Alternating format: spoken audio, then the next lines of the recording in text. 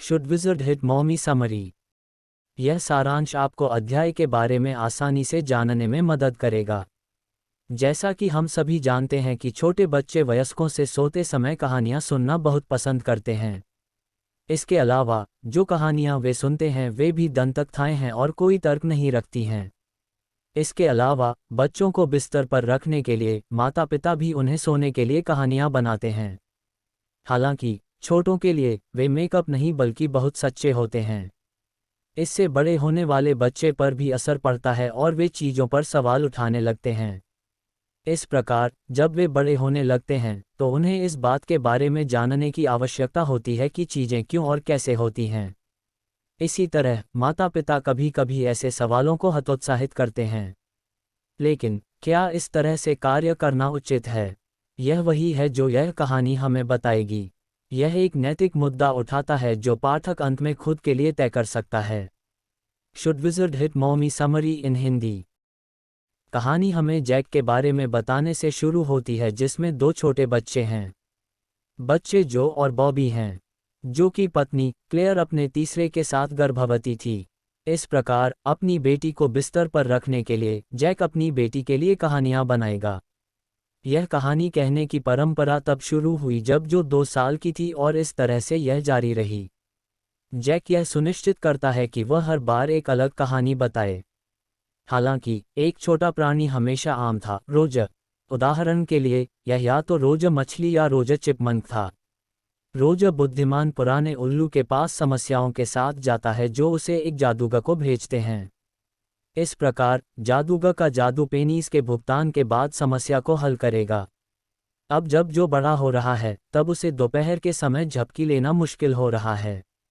इस प्रकार एक दिन जैक ने उसे रोज स्कंक के बारे में एक कहानी बताने का फैसला किया। इस कहानी में थोड़ा बदमाश है जो हमेशा बहुत बुरा लगता है। यह इतना बुरा है कि कोई भी जानवर उसके साथ नहीं खेलता है और हमेशा अकेला रहता है।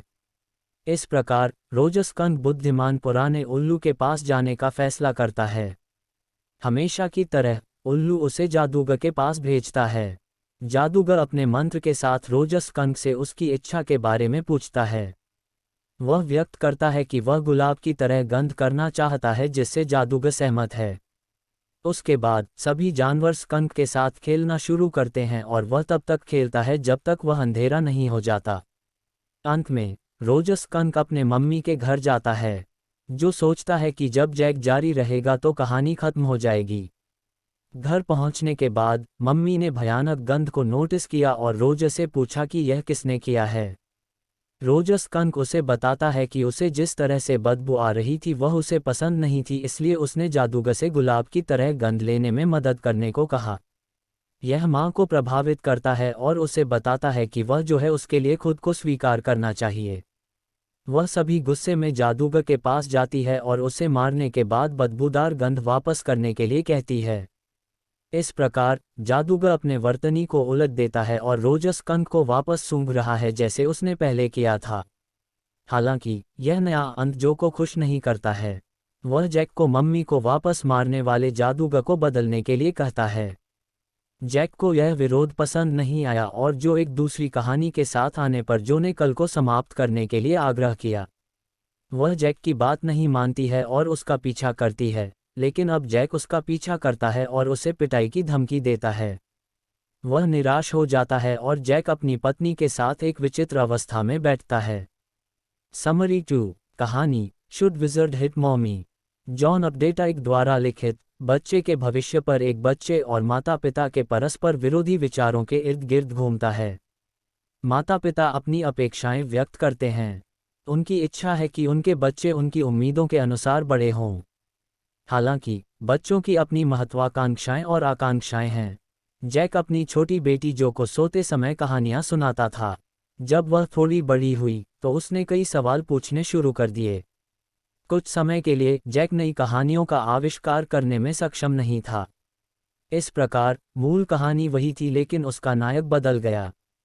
नायक रोजर के रूप में जाना जाने वाला एक छोटा जानवर अपनी समस्या के साथ एक उल्लू से मिलता है। उल्लू रोजर को जादूगर को निर्देशित करता है। जादूगर ने अपनी जादू की छड़ी से समस्या को हल किया। रोजर को अच्छा लगा। उन्होंने वुडलैंड के जानवरों के साथ खेला, लेकिन जब उसके पिता वापस आते थे तो वह उसके साथ खाना खाने के लिए घर वापस चला जाता था। जो को इस अंत से खुशी महसूस होती है। बाद में उसके पिता ने रोजर स्कंक नामक एक छोटे जानवर की कहानी सुनाई। उनकी कहानियों के अन्य नायकों की तरह यहाँ तक स्कंक की भी समस्या है। वह बुरी तरह से बदबू आती थी। जादूगर ने उसे गुलाब की तरह गंध दी और छोटे जानवरों ने उसे पसंद किया और उसके साथ खेला। जो फिर खुश था। हालांकि स्कंक की मां चाहती थी कि स्कंक अपनी मूल गंध को वापस पाले। वह उसे वापस जादूगर के पास ले गई। जादूगर ने स्कंक को फिर से पहले जैसा भयानक बना दिया। स्कंक की मां खुश थी, हालांकि जो खुश नहीं था। उसने चाहा कि जादूगर बेवकूफ़ मां को मार दे। हालांकि जैक ने मां की कार्रवाई का बचाव किया।